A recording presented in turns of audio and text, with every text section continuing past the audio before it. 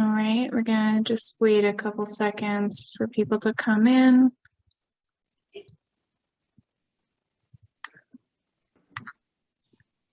And then we'll get started. So for anyone who hasn't seen this space, I'm currently sitting in it. I'll give you guys a little roundabout of Ice Cream Social. So it's a pretty industrial space. We have the whole top floor. We kind of had the show take over, and we had a leftover storage cage that we just decided to have a show inside of, which was actually pretty easy to install, and artists love problems to solve. So I think everybody had a lot of fun, like figuring out what to do with this random storage cage. Cool. Okay, so I think I'll start with short introductions of each of our artists. So Allison, Nikki, and Lillian are all in Terrarium, Ice Cream Social's very first big, massive group show. It's a total of 24 artists. And this is the first of 4 virtual programs where we picked themes that kind of linked artists together within the show, but also related to the theme of the show, which is different forms of growth, to put it generally. So the theme of this talk specifically is belonging, vulnerability, and the tenacity of nature. So let me give you a short bio from each artist for anyone who's not familiar with their work. So Nicki Cherry is an artist based in Queens, New York. They received their MFA from Yale School of Art in 2019 and their BA from the University of Chicago in 2014. Through pairing gestural fiberglass forms with found and fabricated objects, Cherry creates sculptures that blur distinctions between human, animal, plant, mineral, and other matter. Each sculpture acts as a conduit to navigate the enormous range of feelings our bodies bring about: failure, fragility, discomfort, emboldenment, awkwardness, and aspiration. Alison Panzironi is an emerging artist based in New York. She is a sculptor at heart and works with a range of flexible materials from recycled couch cushion foam to ceramic. Her work displays struggles with mental health and sexuality through their relationship to domesticity. Every tiny stitch and mark is considered and accepted as a loved part of the process. Panzeroni graduated with a BFA in sculpture from Purchase in 2015 and plans to apply to graduate programs in upcoming years. This past summer, she is shown with New York City openings and Art Gallery 118, exhibiting ceramic sculptures of household narratives that are fluent in her bodies of work. She will be featured in Studio Visit magazine, volumes 49 and 50. Lillian Shtareva was born and raised in Bulgaria and is a New York City-based artist. Her work investigates the simultaneous impermanence and tenacity of the natural world, while referencing her personal history and interest in process-based painting. The artist's tools include bone and rabbit skin glue, poppy seed oil, natural handmade pigments, chalk, marble, botanical matter, organic dyes, and dry and oil pastel. The surface of the works vary between natural rice and mulberry paper, linen, duck cotton, muslin, chiffon, and more. In 2019, Lillian received the Define American Immigrant Artist Fellowship and the SOS Foundation Artist and Activist Grant in 2020. And we thank them for joining us today. They are brave souls pioneering Ice Cream Social. So I'm going to start our sharing. We have some images to share from the show, but we're also going to share about everyone's practice as well. Okay.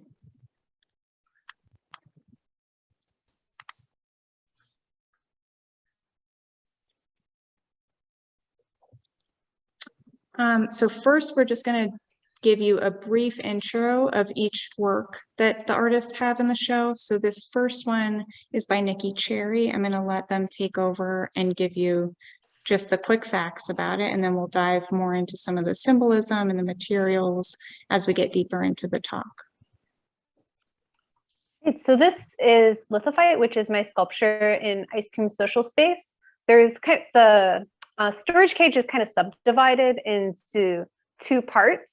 So my work, as well as Allison's, is in this kind of smaller, more intimate section of the cage. And the piece is kind of installed a little bit within a corner of the page, and is a figurative form made out of fiberglass reinforced concrete that's been pigmented both with concrete pigment as well as paste wax and concrete glazes, and sort of appears as this like fragmented figure with these tendrils growing out of its back that kind of grow out of the cage wall and have silk tulips that have been placed or inserted in each of the end of the tendrils.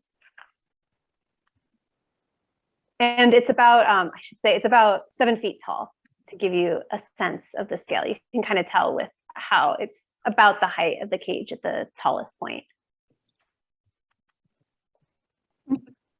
Okay, and then next is Allison's piece. So as Nikki mentioned, Nikki's piece and Allison's installation are at opposite corners of this smaller section of the cage, which, if you can see my screen, so that's the small section of the cage. So it's just like a sub part of the show that's much more intimate. And then we have the larger part of the cage where most of the works are installed. So Allison, why don't you tell us a little bit about this piece?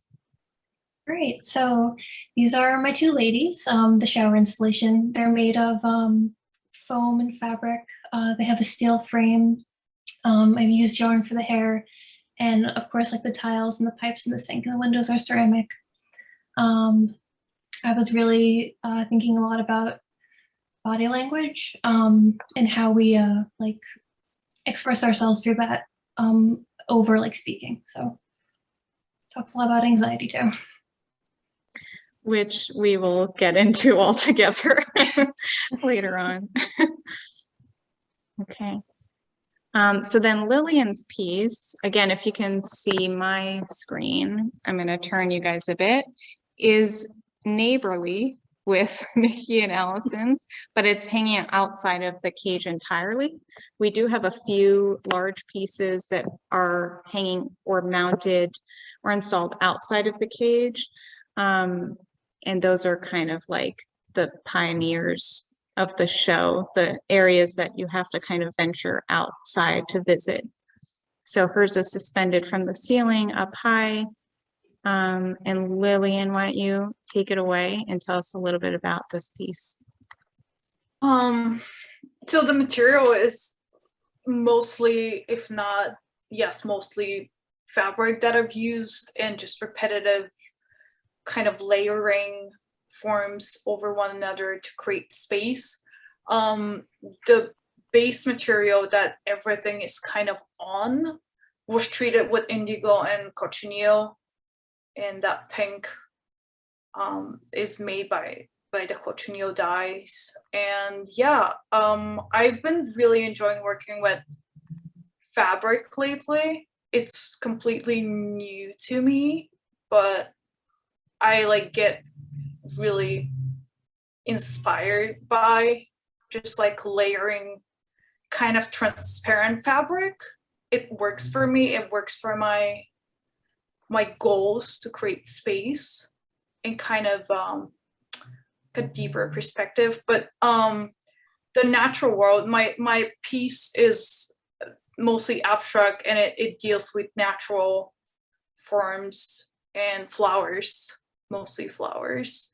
But yeah, I would say that the piece definitely has this Eastern European tradition of just really caring about nature and kind of expressing that through fabric or through stitching or through embroidery in a way. But also for me, it has also a different personal experience of building that. It's simply like trying to bring back memories from home and like my personal history and experience with my family that I haven't been home in 5 years. So like that kind of really going back to my memories all the time so I don't forget them. It's very important. And I've been trying to do that lately with my work. And so we're gonna start talking first about the body as an entry point into these works. So the show Terrarium in general, as I mentioned, is related to the theme of growth, and it's kind of subdivided. So there's physical growth, so works that talk more about environmentalism and evolution and growth in those terms. And then the show talks about lineage a little bit more and ancestry and growth in social environments. And so these works are kind of in that social environment area, all three artists' works. So in order to talk about growth in a social environment and themes like anxiety and vulnerability, I think we have to start at the body, at the site of the body. And so we're going to start with Allison. And Allison, if you could tell us, you know, sometimes you are working figuratively and you're using also materials that have a relationship to the body or have a use to the body. And then also when you're working abstractly, like in the pipes on the left side, that's a previous work. It's not part of Terrarium, but in works like that, there's something organ-like about them. They're still sort of referencing the body. So could you walk us through like what importance the body has in your work and how you reference it or use it in your practice? Yeah, the pipes are really, I work with them a lot. I see them like everywhere. I work in like a lot of industrial buildings in New York City, and they kind of became like they mirrored the systems in the body, like entrails or like your organs, and like materials like food or water, whatever, running through the pipes and running through your body. And I find something like weirdly comforting about like the cycle of that. And like in terms of our bodies, like how like they can like, I don't know, there's like systems in place in our bodies, like where you process food and water, and like it's kind of gross, but like it helps you go on. And yeah. And so when do you choose to use the figure explicitly or directly? And when do you kind of, because there are also, I should mention, there are pipes in this piece. If I flip back to the whole installation, right? So there is a pipe behind the standing figure, and it goes up toward to create like a shower, the shower head behind that figure. So you are using both the pipes, but you're also using direct figures. Is this the first piece that you're using explicit figures in? I don't know if I've seen that in your work before. I've definitely done smaller scale figures. Previous work, I've done like larger scale bodies, like out of nylon stocking. I think the body is so like, I guess it's also related to like trauma and working through body trauma. I really, like I said before, like body language, like I find when it's like hard to speak, that like you can notice people like stiffening up, and like expressing yourself through that is sometimes easier than using your words. And I think that that's a big point of like where I start working like figuratively. I also like in general just think that the body is beautiful, and I like love the forms and the shapes that it makes. So I'm just inclined to want to make art about it.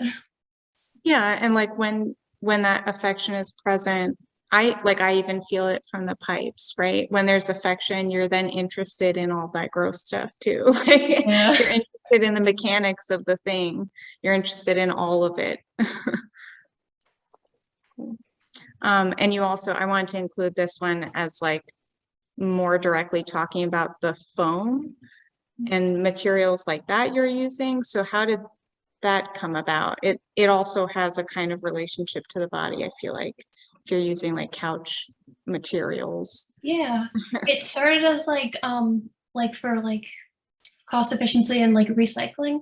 But like as I was working with it, there were cushions that my partner's mom gave me, and like there were bits of like her hair in it and like the pet's hair, and I was like carving away at it, and I was just like, wow, like a lot of bodies have been on this.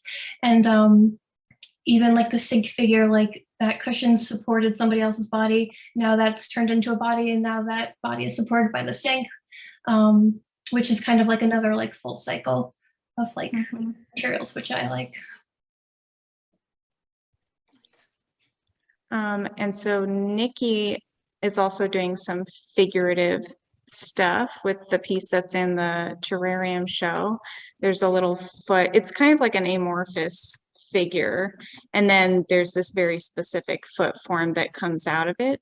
So that's the picture on the right, and then the picture on the left is from your previous work, but maybe you can speak a little bit about the materials that you use there and the relationship to the body. Yeah, so with the latex tubing and the piece on the left specifically, I think like Allison, I've been really interested in kind of proposing these sort of like prosthetic circulation systems that I kind of like take out of the body that definitely reference like this tubing in particular kind of has like a very like medical feel to it, but it is at this kind of like extended diameter where it would never actually be used in a medical setting, but is kind of the proper size for these figures on the left. I've definitely gone back and forth a lot with my work in terms of how figurative elements can be. Like the figure on the left, I think we'll see a wider shot later on, but it is this very kind of like amorphous form that really grows out of the ground that I more like approached as still thinking about as this character in this singular body that's been kind of fragmented into two, whereas the figure on the right, I think, veers definitely more on the figurative side, where there's kind of still like a level of fragmentation and abstraction, but this kind of element of the foot, which has been kind of, I'm still kind of processing why feet in particular are something that I've been kind of reusing in the past, I'd say like 2 years, as this kind of like direct connection to figuration. I think maybe also like I really like what you said, Allison, about kind of sometimes expressing yourself through body language is easier than coming up with language. And I think like our extremities of like kind of feet and hands are these elements that are very expressive and that can really portray a lot of emotion and kind of reveal our mental states without us even realizing. Yeah, and they're kind of, it's like an indirect expressiveness, right? Because like when you're expressing with your face, there's more confrontation involved. Whereas like if you're just giving hand gestures, it's like a one-way, it's an output. So it's kind of less anxiety ridden. I think Allison made a really cool Instagram story like montage of all of the accidental feet in the show, by the way. Which I really appreciated because I too love randomly ending up making feet in my work. It's something like, so I was just reading John Berger's essay on Montaigne, and he was talking about, I might butcher this, but he was talking about the feet as being this symbol of like the ground. I think he called it the hinge between man and heaven and hell, or the otherworldly. It's the hinge point. So like it's the thing that grounds us and makes contact with the rest of the world for us. And then he went into this glorious like other thing about like showing the reclining body as being anti-gravity and defying, you know, it was Berger-esque. So, but it was beautiful. And like, I think there is something about the feet that speaks to us so much about that, because it's the thing that like makes things so real for us. It's that connection to the ground, you know? Yeah. And I think also something that I think kind of is like a very sculptor's sort of intuition is that where like the piece meets the ground is such an important moment. And it's kind of nice to use the foot as a metaphor for that. And the lithophyte, the work that's in terrarium, the foot actually kind of, it seems like it's floating off the ground a little bit, which you can kind of tell in this picture. It has just this really, really like minute point of contact at the heel. Oh, that. And what's the hole? Yeah. I mean, Yeah. I have associations, but I don't Yeah, want to. I mean, it definitely obviously does.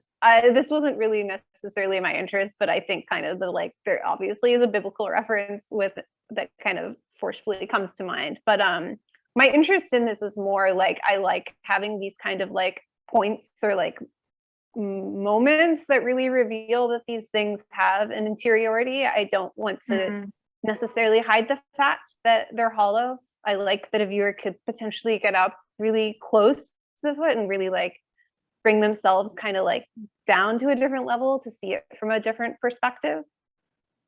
And sometimes I think because the past year I've been working a lot in ceramics, you are forced to have a hole because things have to be hollow. When they're fired, the steam has to have a way to escape. And that's kind of just like carried over into the non-ceramic work. Cool. Okay. And then, so Lillian's work, I thought, has an interesting contribution to the discussion of the body, because, I mean, Lillian, you don't normally depict the figure directly, but the way that I view your work is in a way that like I can track the choreography of your hand a lot of the time, and there's clearly a reliance on on touch and communicating touch. So it's more like that the evidence of the body, of the maker's body, seems very important to you. Like making traces, basically. Yeah, totally. I also I've noticed, especially with this work, each element communicates with another on the surface. There are pairs. And yeah, my work is very responsive. I respond to it. I don't plan ahead. It's hard to plan such kind of work, especially when it comes to materiality. Like you touch the material and you respond to it. You find applications, or you solve the material in a way, and that leads to another decision. Like each decision leads to another one, and at some point you have to stop and move on. But yeah, for sure, like I definitely also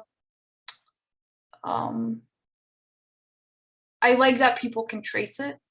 That's probably unconscious, but I like that it communicates in a way, and it's clear that people can trace that, what happened, and what came first, in a way. I like that. And you also, I don't know if you still do, but you were making your own materials for a while too. So like the material itself is moving through your hand at many different stages. Yeah, and I kind of want to expand on that in a way a little bit more. I used to, and I still do that, make my own paint, because I find that if I use a certain type of acrylic medium, it responds better with cotton, for example. And I also very much so like the ghost painting, like the back of the painting. So sometimes I reuse that, and with certain pre-made paint that doesn't happen. So I like to work, and every pigment also has its own character, and I like to study them. I like to work with each one of them, because it's so much fun, and it gives me just different texture every time. But yeah, I like to expand a little more on that. I like to actually bring the material a little more outside and work with nature and leave it in nature. So I'm kind of out of the process, but then I come in and continue to respond.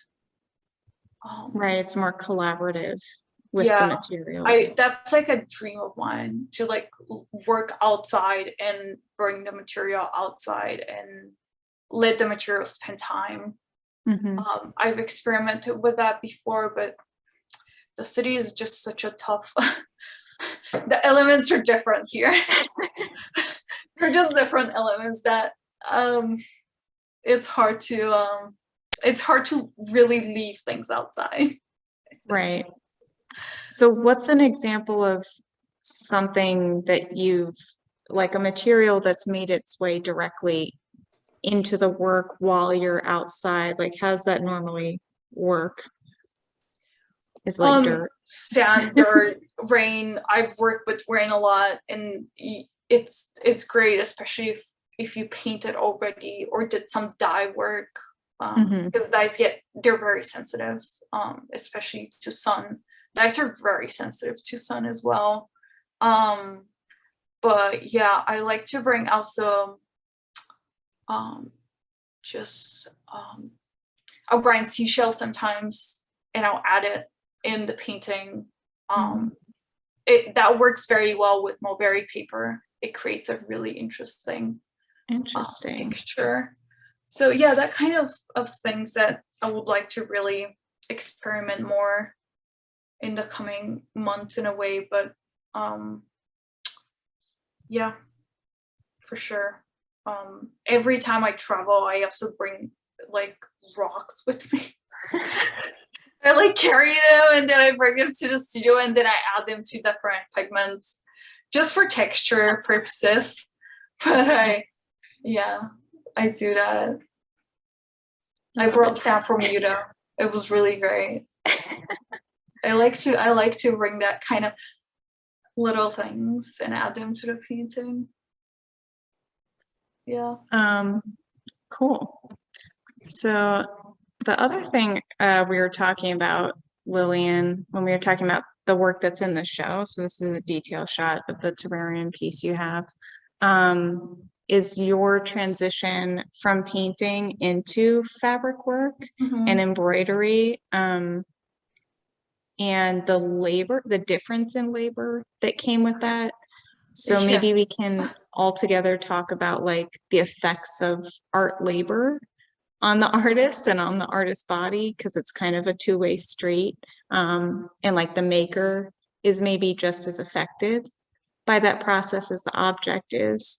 So Lillian, talk to me about your stitching woes. Yeah. And then we can all talk about them. I really wish there was more stitching in this work. That was the first thing I was a little bit.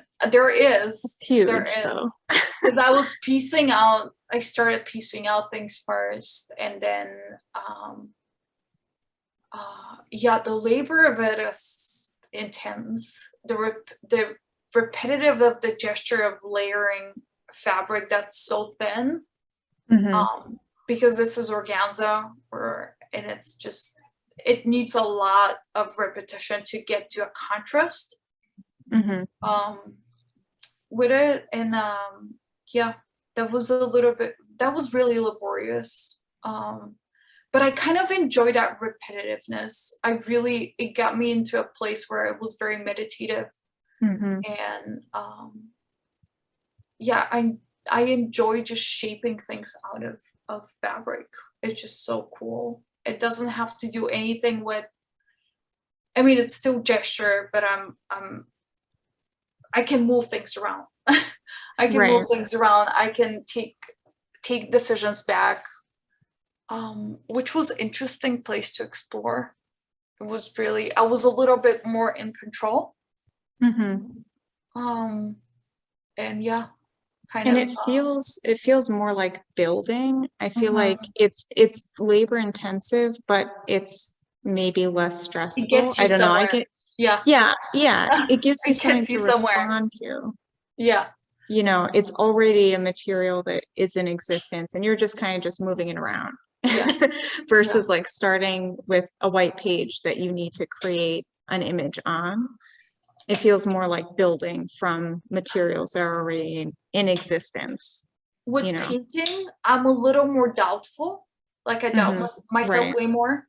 Whereas like if it's stitching or stuffing or adding more fabric, and I don't doubt myself that much. I feel more confident, and that makes me feel better about making art. Like I don't experience the same anxiety, which is great. It's just so good to feel a little more confident and you know, have a reason to make this rather than just wondering, does this work or it doesn't work, or should I do something else?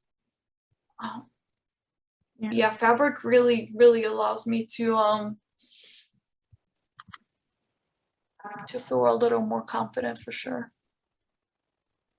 Yeah. What do you guys think, Nikki and Allison? Allison, I have this wonderful shot from the show. What's your experience of like this back and forth relationship between your body and the object's body? There's like part of it is kind of like the more like attentive you are to detail, like it's sort of like a prize because you can be like, oh, I put all of this like labor into it, like all these little tiny stitches, or like doing the hair on this piece was like really insane.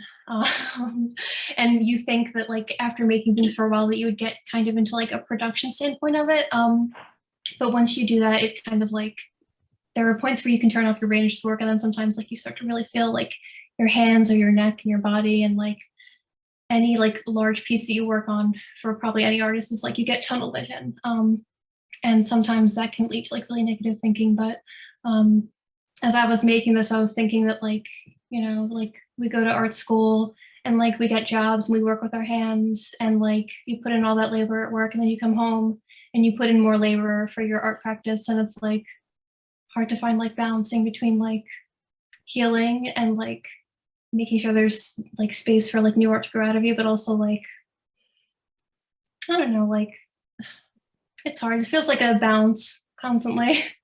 Yeah. Nikki, what about you?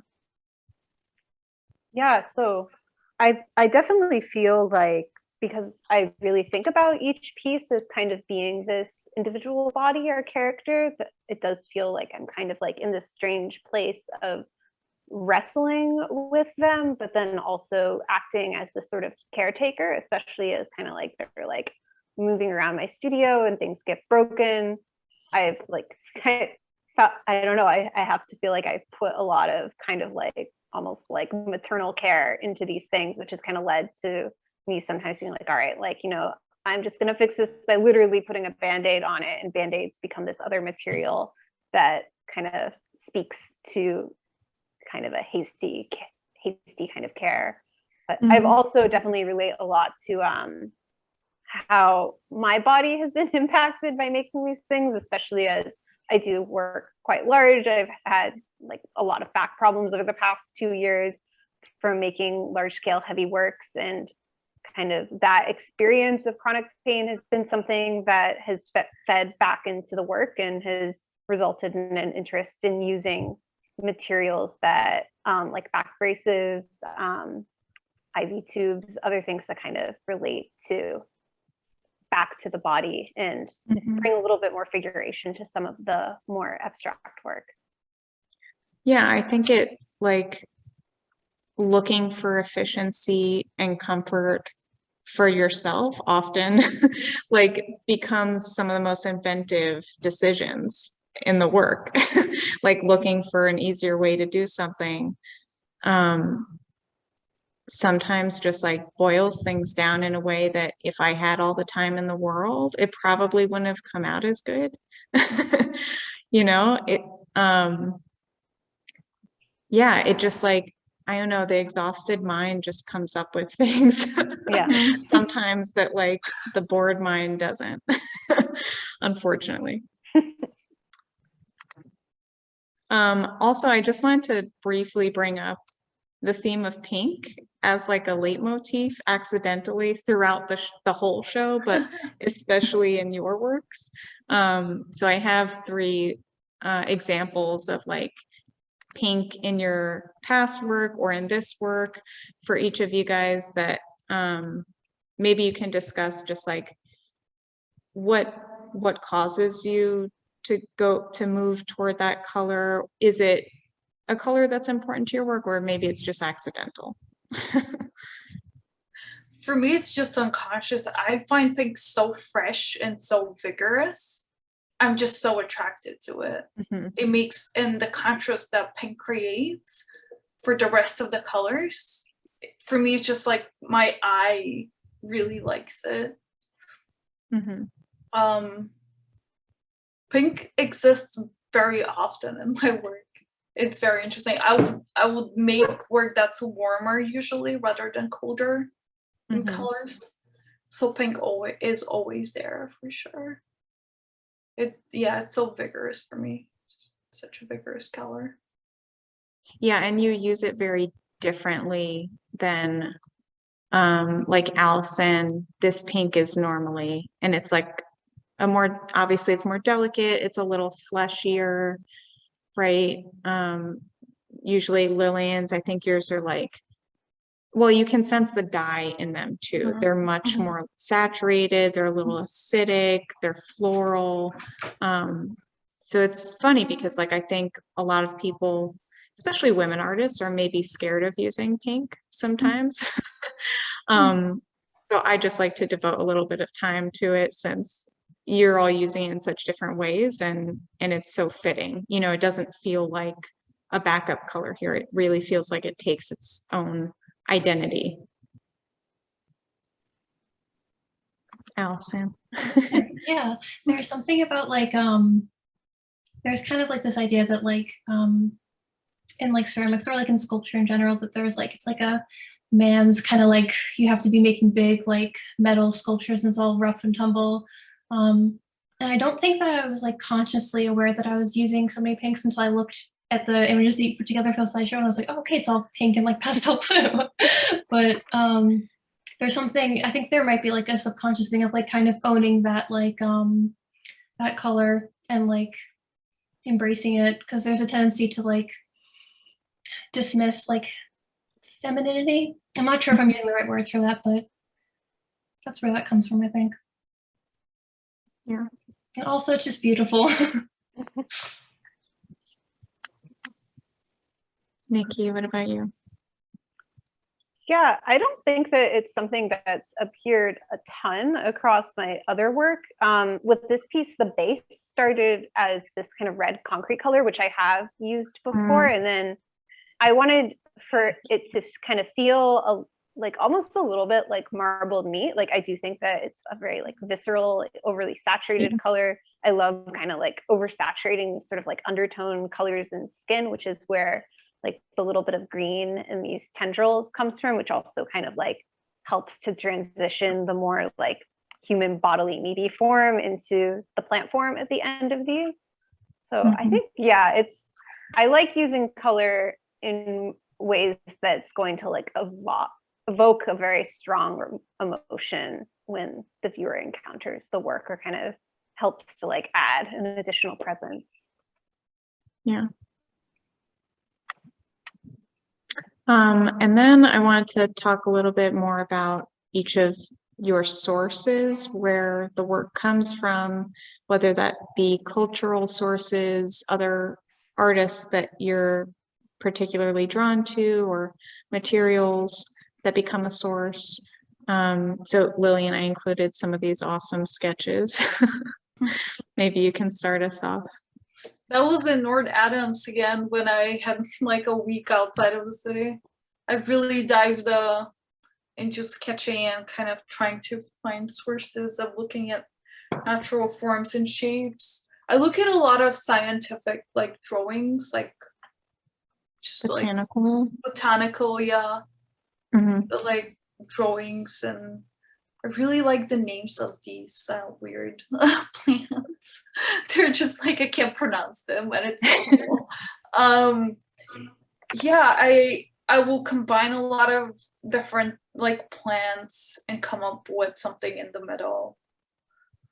just Right. combine shapes. And yeah, that's what I was working back then on. I still look at these books right now, and on the left is also these are if you want to, yeah, the left sketch is looking at a lot of plants that were kind of translated in Bulgarian embroidery. So I have like 3 books at my studio. I don't get overwhelmed by a lot of references because it just gets me a little confused.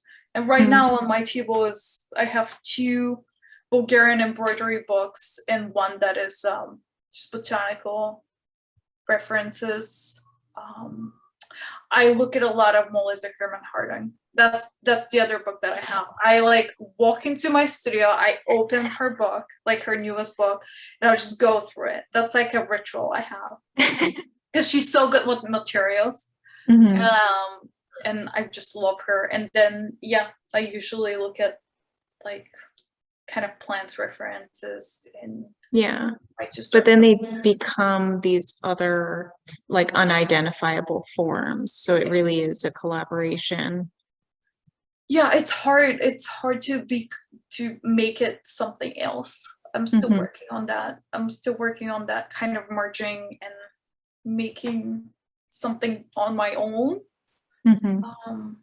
But at least I am happy compared to a year ago. I'm happy that I have something that I found and I feel strong about. So I'm excited about that for sure.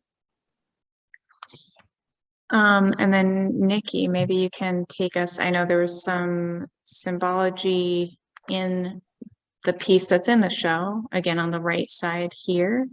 And this is a previous work on the left side, but I think it's related to this similar theme that runs through your work. But should I stay on the Yeah, I think if you go back onto the painting slide, that would be good. Mm. I've used tulips as a kind of reoccurring reference in my work for about the past 3 years now. And it kind of started from wanting to reference this Hieronymus Bosch painting. So this is a late 15th century painting. It's pretty quiet, I think, for a Bosch painting. You know, there's only 4 people in it, not 50. And it depicts this doctor extracting something from a patient's head with these kind of other 2 figures watching on.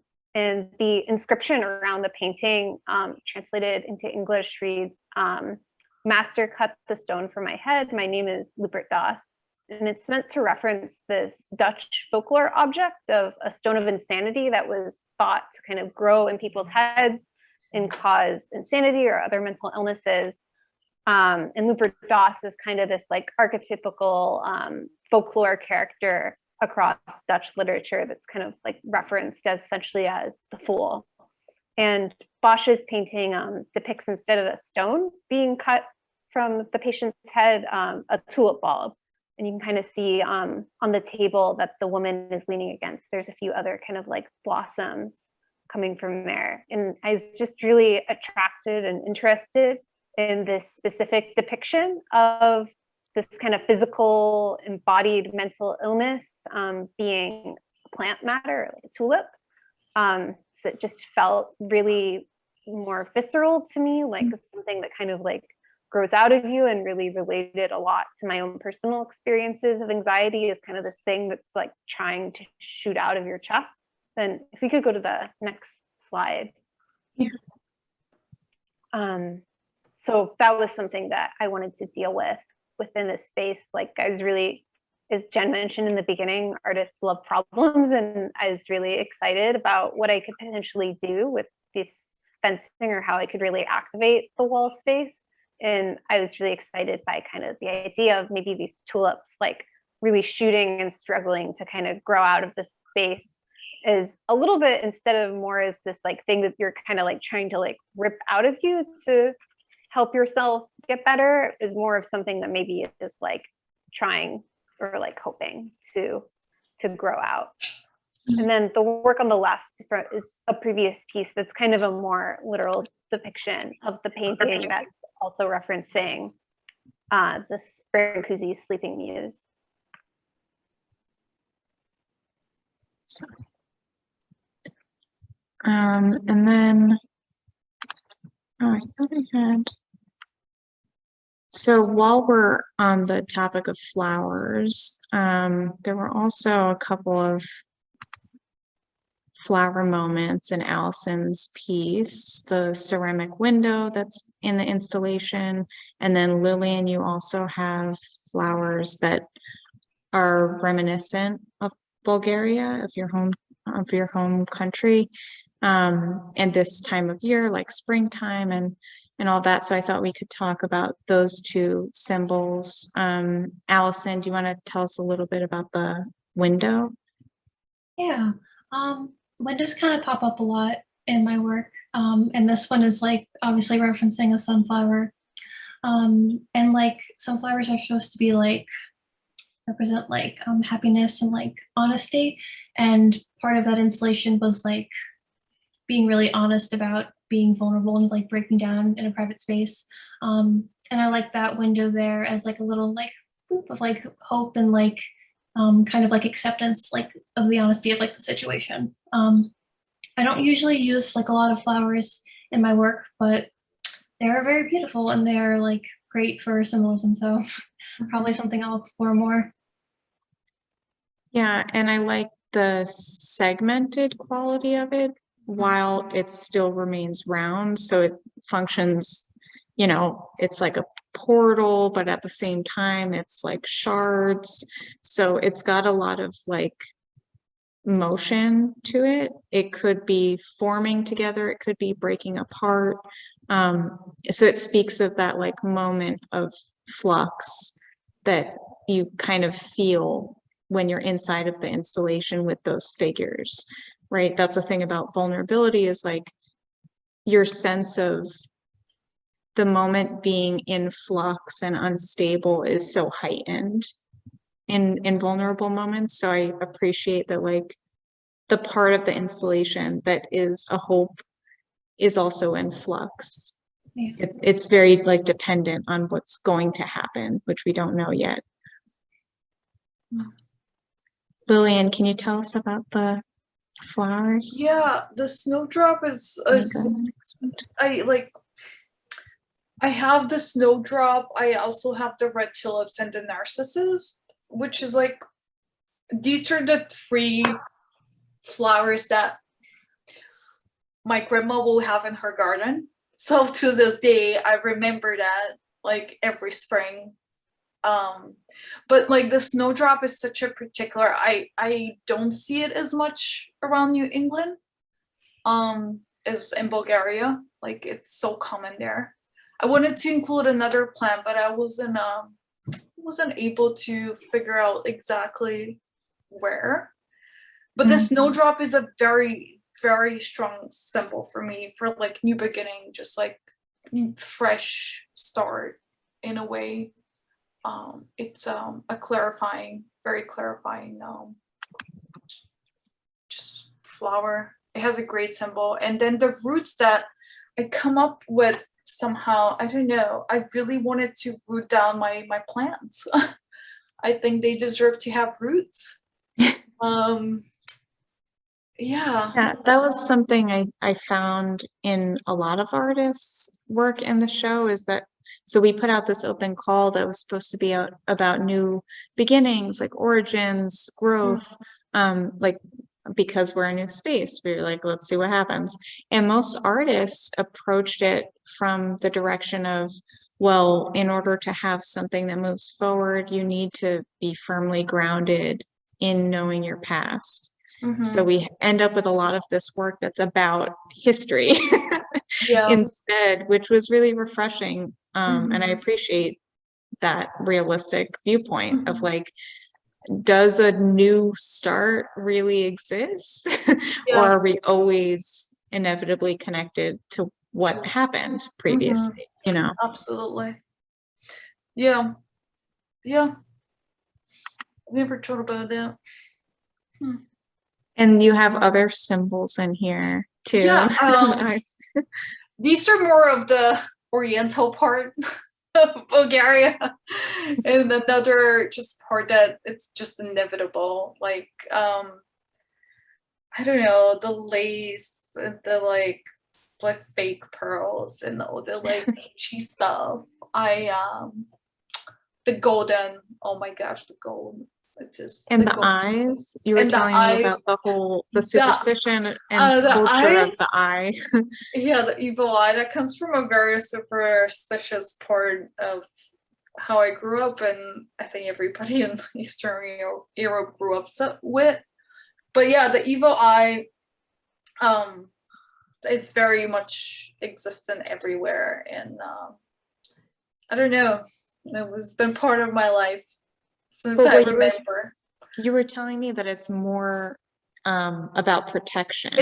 It's protection, like, yeah. So it's it's sought usually after, the evil it's eye. usually given to you by an older person to protect you from bad thoughts from other people. So it basically kind of creates this kind of shield that you're Right. under. And for me, that's just very interesting because it's still in the back of my mind. If how can I explain it? Even if it's, you know, you are leading a conversation with somebody and you don't feel very positive energy towards you, I think about that. I think The about evil eye. that evil eye protection, and you know, like I think about it. I, you know, not as much as I used to, but definitely it still exists, and it's because I grew up with it to such an extent, and all the super like stitious like little things are still definitely in existence, and I like that. I really cherish that. Yeah, and I appreciate that, like, this image and its size. Again, if you guys can see my screen for a second. So that's Lillian's piece up there. Like I mentioned, it's suspended and it's pretty grand feeling, like when you're standing below it, looking up to it, right? And it has this curtain, this like opening curtain effect because of the pearls that are draped down. So it reads, no matter where you're from, that like this is a rebirth, this is springtime, this is a grand growth, moment of regrowth. But I appreciate that like it's framed in this very personal reference, like shroud of protection, right? Like all of this growth is contained in protection, and it's a symbol that's very personal. Yeah. So it's grounded in that way, you know? Yeah. Oh, we have more of Nikki's tulips and little sprouts. Oh yeah, so the tulips were out of frame. Actually, so Nikki, these were all kind of the same. Yeah, right? This is all kind of the same. So these images are from the same body of work as the orange piece, where that entire body of work is really kind of thinking about using that Hernem Sposh painting as a framework. And this was kind of just meant to be this kind of like prosthetic for growth, where I had live tulips force blooming throughout the duration of the show. So on the image on the left is just a few days after I installed, and it had these grow lights that would turn on for about maybe 8 hours a day. And then over the course of about a week, they started blooming and kind of went through their entire life cycle. Mm.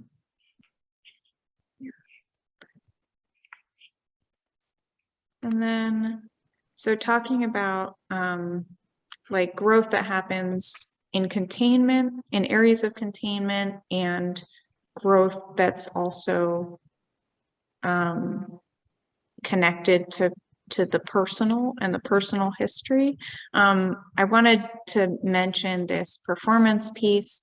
It's a previous work from 2014 by Allison, because there's a lot of parallels between, I thought, this piece and her piece that's in Terrarium.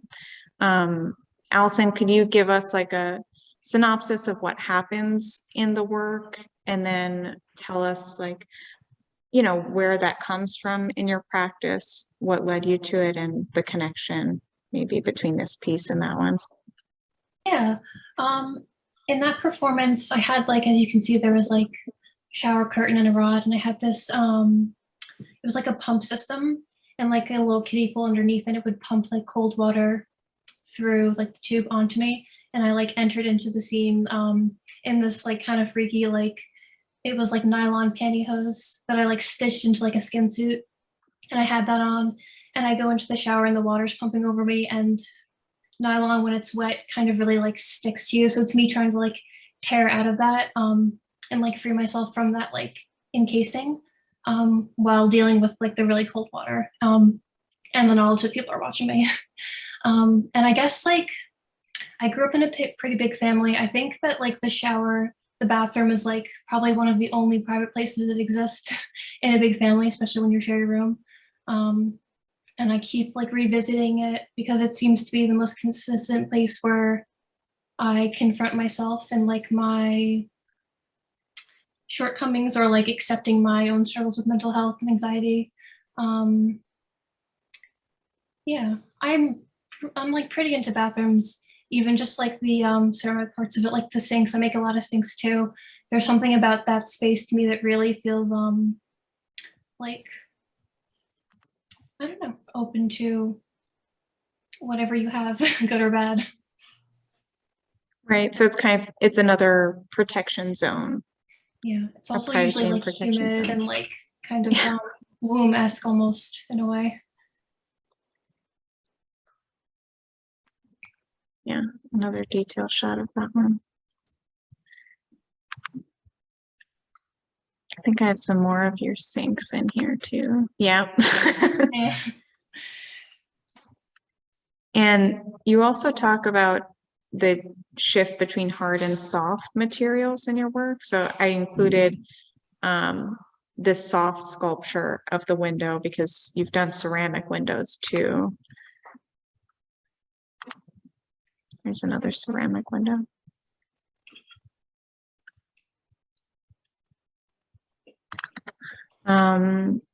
Yeah, so on the topic of anxiety, I know that comes up a lot in your work too, Nikki, where there's a lot of like, well, we talked about the medical device, the materials that reference medical devices, which I think cause a natural kind of anxiety to rise in the viewer, but also the forms, like on the right side, there's a lot of tangling happening. And on the left side, this is a previous work. The figure is kind of is suspended. It's almost like a diving board feeling that you're getting. And then you have this spurting motion of the water coming out. Can you speak about like anxiety and nervousness and those types of themes in your work? Yeah, so I think, like I said, I definitely use kind of the tulips as a reference to that, but also in kind of the way that some of these forms appear. Like, I think as I started thinking about kind of like the tulips being this like overgrowth that sort of started to appear in different ways in the work, such as kind of the way that these tendrils are like growing out of the back. And even though they all are kind of like connected through the same materiality, they're in kind of like the form kind of like suggests these almost kind of like sci-fi ports. So there's like a slight disconnect. I think that my experience of anxiety has felt a lot like my kind of like mental state and physical state are being separated in this like almost this like out of body experience. So kind of separating these sorts of states, or like using fragmentation as a way of thinking, that has been a motif in the work a lot. The piece on the left was based off of these Iranian wine vessels, and some of the Persian poetry that I found kind of talking about them uses them a lot in reference to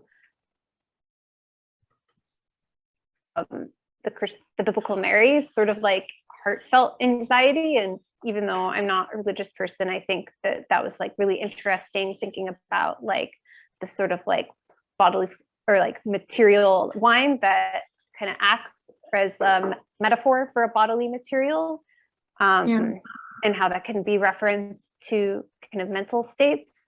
So I wanted to kind of take that in a little bit of a slightly different direction with this, with kind of having this like milky fluid that still felt in relationship to the body.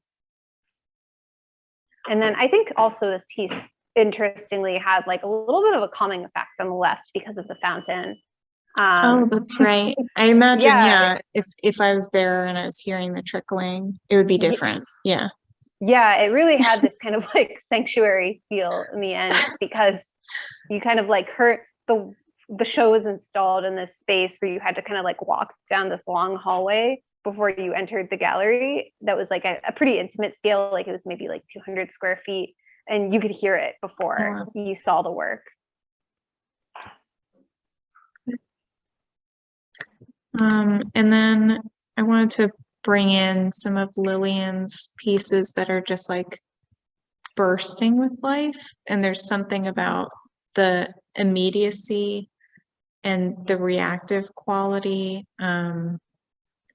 that brings a good balance to this conversation in terms of like working methods. Lillian, can you talk a little bit about like, I don't know, do you find like how does the vulnerable and nervousness aspect of working as an artist, like how do you either combat it or how do you find it appearing in your work?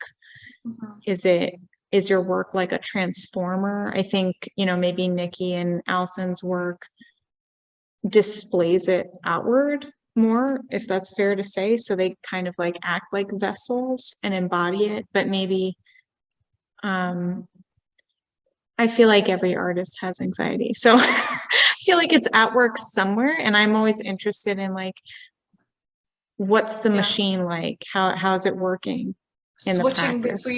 Switching between materials is probably where where my anxiety lives at the most. I like switch between materials all the time. I like different things, but the reason why I'm switching between is probably because I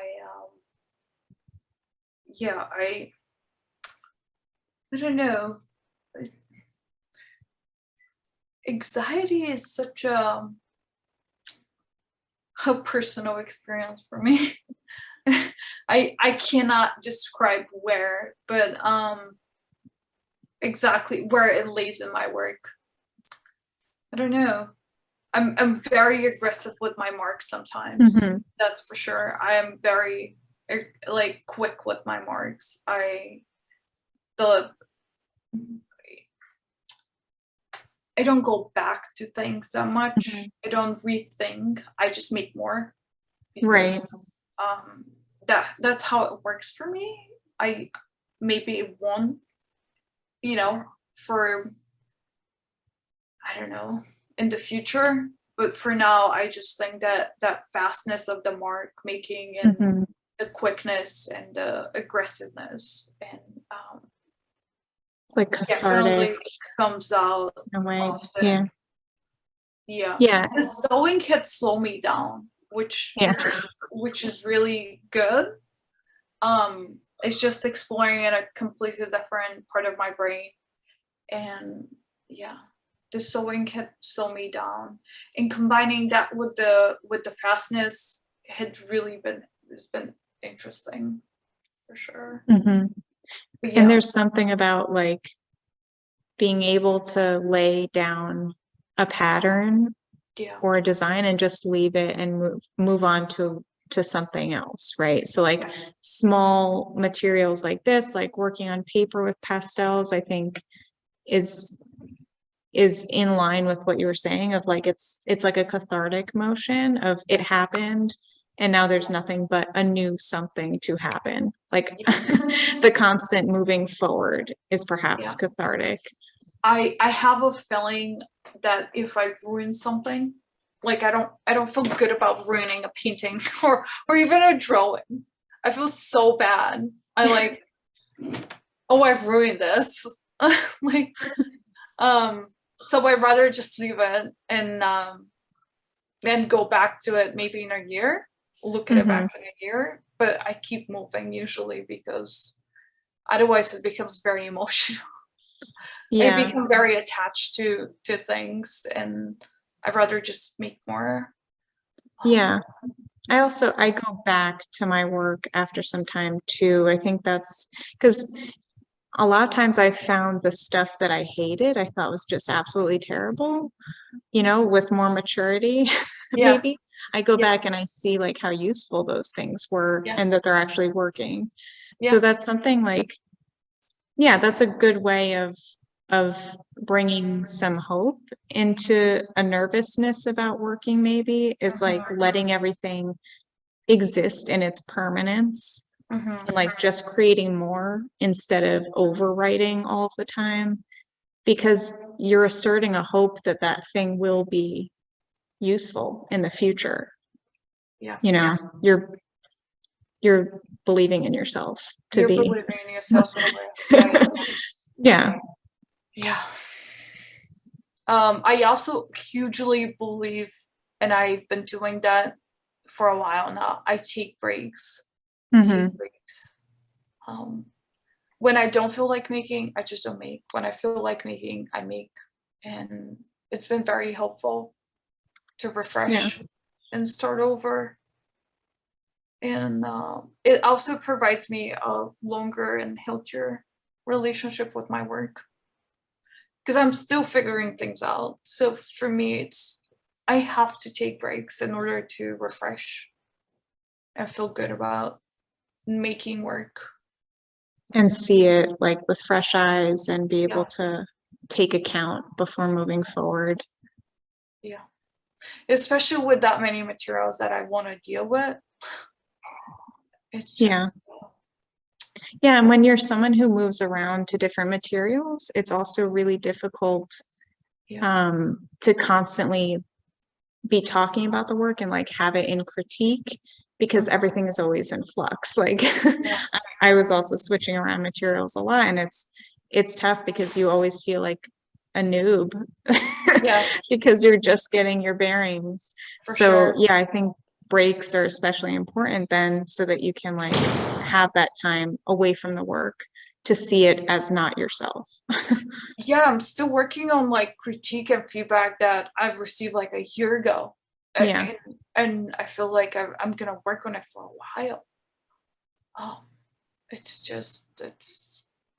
I think making work and getting it to a place where you're happy with it takes a long time, and that's okay, as long as the process continues. As long as it doesn't stop, that's okay. And I'm having a hard time sometimes pacing myself and taking it easy and not pushing towards production and expectations, for sure. So that fastness, for sure, you can see it. It's because of that. It's because of expectations. And then in terms of, so we were talking a lot in terms of like privacy and anxiety and intimacy with Alison and Nikki's work, but when you're looking at the way that they're curated together in a space or collections in general, I was noticing there is a collective aspect to the work that maybe you guys can talk about, that brings these figures or individuals of some sort, these entities, out of themselves into a group conversation. So in this is the piece that's kind of referencing the Bosch painting again, so you can kind of see all of the components acting kind of as the different characters in the painting.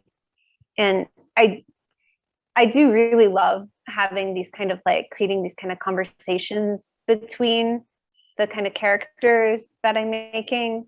There can kind of be sometimes like a little bit of like aggressiveness or annoyance in them, which I think is kind of just like a normal part of human relationships, but also like a little bit of a caretaking, even within like kind of individual pieces. Sometimes I'll have kind of two separate pieces that do start to feel almost like they are kind of two separate entities that are in this kind of like caretaking relationship towards each other. And then I think something else that's just really important to me is how the viewer encounters the work, and that the viewer kind of enters this community with the work. So with this kind of installation in particular, like the viewers entered the space through that door in the back and kind of were immediately really confronted with this 7-foot tall piece that was almost felt like it was going to topple over them. And then there were kind of these more like intimate moments that maybe were a little quieter with the tulips blooming, and then this orange fragmented piece that was a little bit more welcoming to walk around. Yeah. And then Allison, you also have a type of like communal aspect, or if you wanted to look at it as like in architectural terms, you could think of them as separate entities, like built and existing together, or like organs working together. There's a sense of like mechanism, maybe. So is that something that you think about, is like how the individual entities are going to work together in a piece, or are you really focused on keeping that protective like bubble? I think that like with the ceramic windows, I make like a lot of these like as little tiny pieces. I'm a pretty intense person, so I'll tend to like make a lot of work and be like, it's terrible and like destroy it. But like I would do these like all these little windows, and I kind of liked to see how they would fit with each other. So I was looking at each like window or pipe series like separately. But like with the larger scale, like obviously like with the figures, like they're all like really working like together, and they're like existing with each other, and like they're much more these are a bit of a family too. Like they're together. They're just like when I'm creating them, they're a little bit more separate. But it changes a lot. So I should mention this earlier, but if anyone has questions who's watching, you can add them into the chat. And I think we have some time now. Yeah, we have a little bit of time to take those questions. I'm going to come out of screen share now.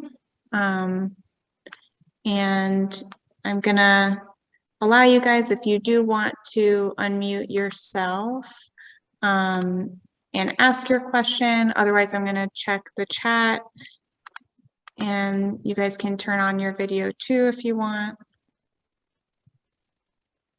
Okay, let me just see the chat. So does anyone have any questions for the artists? We can also, I do want to give you guys a moment to plug anything that you might have coming up. So we can do that now while we're waiting for any questions that might come in. So Allison, do you have any shows or anything, or just projects even that are coming up? I'm doing a little bit of R&R and working on some new work and working on applications. So that's what most of March and April will look like, is applications. Good stuff. It's part of the process that nobody talks about. The big part.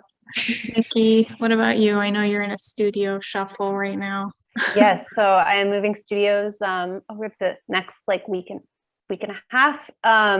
I also have a show at a space in Philadelphia called Automat. It's a group show that's opening, I believe, April 16th is the opening. That will be up for a month.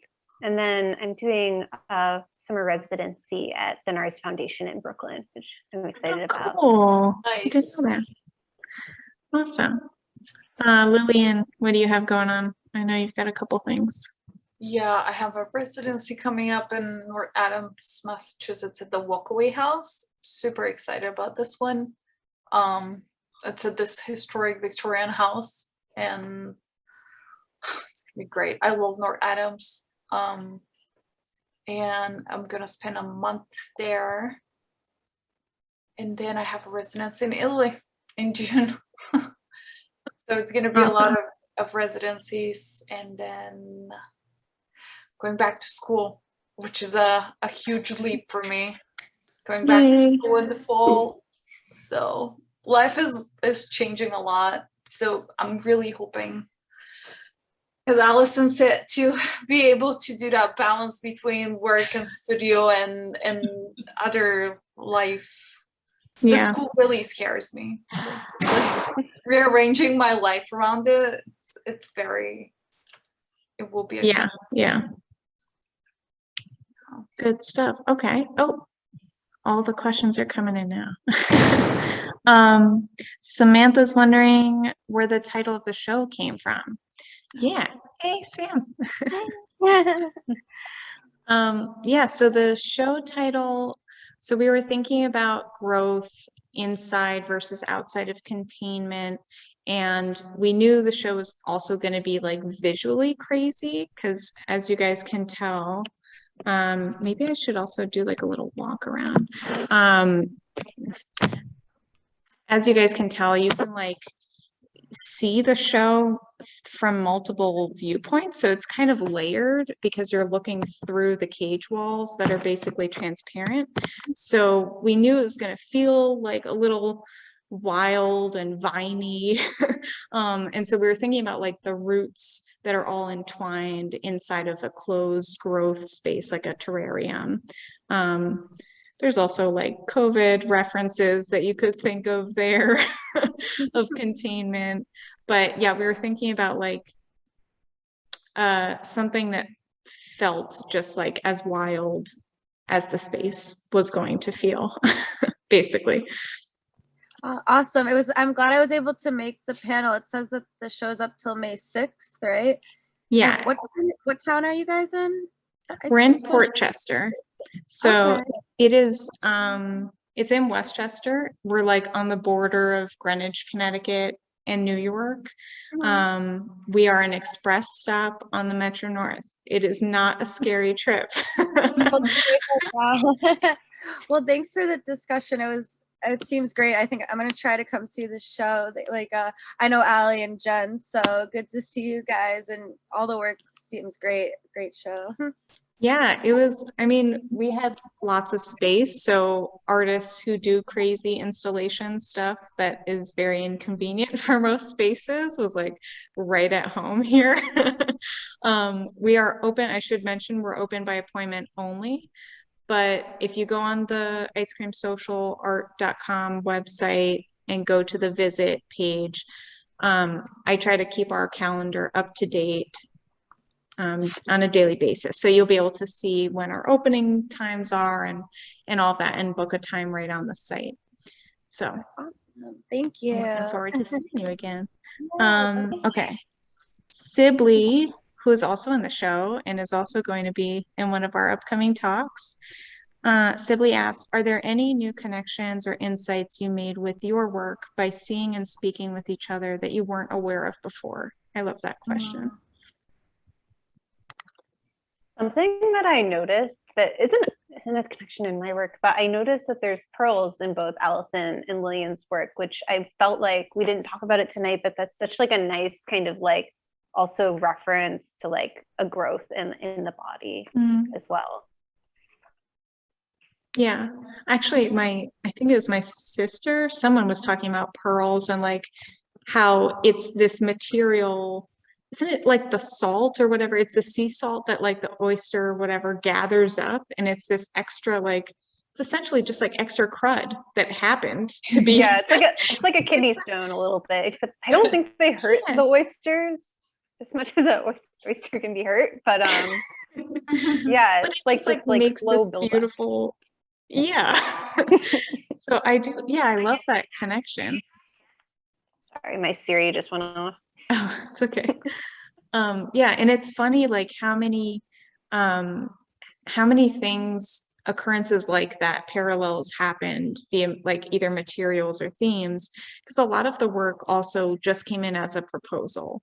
Some of it was finished work that was applied with, but a lot of it was proposal. So we didn't know oftentimes like the color of the piece or the materials in particular. And it's funny that just like people ended up kind of in similar trains of thought, that certain materials affect us kind of universally in that way. Cool. And then Gabrielle says, do any of you folks have anything coming up in Canada to see your work? And are there any opportunities you would recommend emerging artists seek out? So are you guys in Canada? Anybody? I Really not. wish. I would love love to. to. I have a friend moving there, so I'm looking forward to visiting him. Yeah. Once he's in Okay. Canada. Maybe he'll be able to figure out a residency or something. Well, I'm trying to curate some things with some friends in Canada, so maybe soon. We'll see, but nothing right now. Any opportunities that we would recommend emerging artists seek out? Depending on the work that you make. Depending on the work, yeah. Depending on the work that you make. So for installation artists, let's say, since that's most of us here, what would you guys recommend? Because that's trickier. It's tricky. It's, you know, you can't just ship off a painting to a group show. Yeah. I think a lot of the things that I know are more New York specific, though I know ones that are open to artists. I think Socrates is open to everyone, not just New York specific artists. Socrates so. Sculpture Park is Yeah. a sculpture park in Astoria, in Queens, New York, that offers like, I think a $10,000 production budget. So you propose a work and have the opportunity to not necessarily have a team, but have like the production budget for a team to help you make something really big, which is definitely a really incredible opportunity for young artists. Yeah. Gabrielle, what medium are you working in? Maybe we can be more specific. Hello, big fan. I am I'm from the west coast of British Columbia, but I'm at NASCAD in Halifax right now in my third year of school, and I'm mostly working in installation, sculpture, and like printmaking. Just wanted to hear a bit about if there was anything that came to mind, and I hope I can come see the show. Yeah. Yeah. So, I mean, if you guys think of anything else, I think in general, like just as a practice of like art outside of the big gallery scene, like unless you're with Werner or Pace or somebody, it's a reciprocal like environment, you know, like artists have to make spaces for one another and like put one another's name out there. So like collectives are great. Artist collectives are a great place to start. That's kind of how I started. And so like if you're like regularly making space for other artists, most of the time like other artists will think to include you too. And that's just a great way also to like have a more intimate relationship with other artists, is working together rather than just like someone you randomly had a group show with. You know, that's part of why we wanted to do these types of programs, is like now these three artists have a closer relationship, hopefully, because of this show. And so yeah, when you're working together with people and they're able to see your work grow over time, you know, your name comes to mind quicker. So like, hopefully you don't have to get every show via an application. Hopefully at some point, like someone just wants to invite you into a space. But yeah, I mean, outside of that, can you filter on places like NIFA for medium specific stuff? I don't know if that's one of the filter options, but NIFA is a good place because I think they have opportunities outside of just New York, right? So they're pretty reliable. We are probably going to do no more than one open call per year. The rest will be like either solo or small group shows, but also, yeah, like send us an email just so we have you in our web, just so we're aware. Can you guys think of anything else? I mean, there's tons of like listing sites. Yeah, there's so many listing. I don't know. So I moved here 5 years ago. I knew zero artists. I moved here from Bulgaria, and New York City is so big and diverse, and it's hard to find your crowd. And for me, meeting people, just keep meeting people, just keep talking to people, and they're gonna lead you to another person. Studio visits. Studio visits,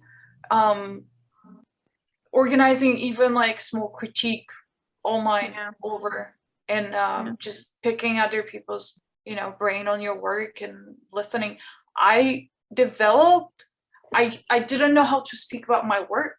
Like I've learned from other people, like listening to Nikki or Allison, I pick up language. So like for me, that's very important, just listening to people, and meeting new people and getting to know their work.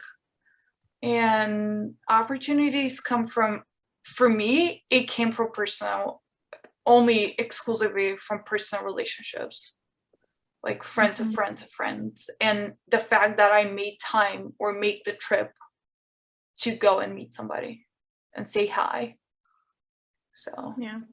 Applying to things sometimes I find exhausting and at the end, very hurtful, because it brings a lot of anxiety when you get a no. And just personal relationships. No. I'm Yeah. working on And being, also, sorry. no, go Allison. I'm working on like being more active on social media, because I'm still pretty much like an emerging artist. I follow like the open call hashtag on Instagram, and a lot of my free time I'm just like searching through NIFA. I'm gonna try to post more things when I find them for like everybody. I'm working on like building a better like network and community. So Instagram is a great source. Yeah. Instagram is a great source. Quite a bit through there, yeah. Also, like it's especially when I first started applying to things, I looked at spaces that just looked awesome, right? Instead of like thinking, okay, what place actually makes sense for my work? So maybe another thing that I usually recommend is like looking at other artists who are doing work that's similar to you, who you admire or who you see like they're really getting a good discussion around their work and like a good context around their work, and just like look at their CV. You'll probably find a lot of the same like residencies that they all went to, maybe MFA programs, that's another story, but what spaces did they start in too? Like who took a chance on them, and just like make a roadmap for yourself, make a hit list, because there are too many applications. So, you don't want to spend like half of your studio time on admin. So it always helps to be more focused and like have a direct list that like you're really seriously aiming for it, rather than like exhausting yourself doing 20 applications a month. The other thing I was thinking about is like, especially after COVID, there are so many abandoned spaces. Like I've heard about so many movie theaters that just couldn't pull through.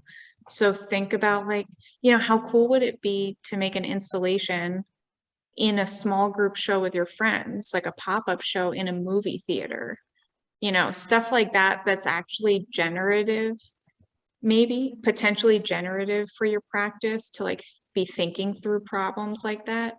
And that's organizing with a tight-knit group that you're close with, strengthening those relationships. And like you get to say also that you're a curator on your CV after that, right? Yeah. Any other questions? Otherwise, I think, wow, we ended like we're only a minute late. Nice. Good stuff. Well, thank you guys so much for joining. The recording will be on our website. Our next event is also virtual. It'll be another panel discussion on March 31st. And so we hope to see you guys there.